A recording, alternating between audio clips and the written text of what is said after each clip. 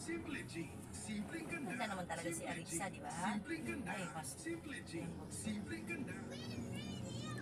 pa yung sa pag-ibig pa.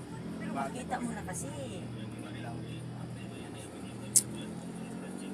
Tulad din ni Alora doon. Kaya yung ganda niya ba? Kaahati ang pinabata. Kaahati ang pinabata. Puan. Yan mo nun 3 years old pero sa sabihan mo yan na magkakad tayo. Salud sa puan. Pasok Ulas. yan sa loob ng bahay.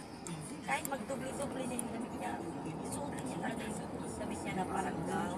Maghanap niya siya ng sandal.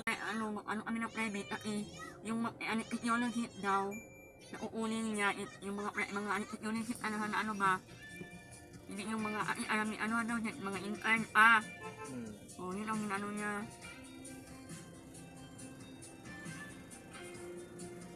pati private yan mga 1M Oo.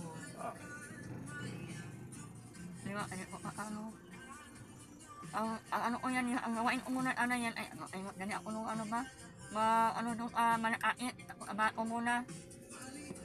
Pagkaon lang nato ang kaila ang problema din.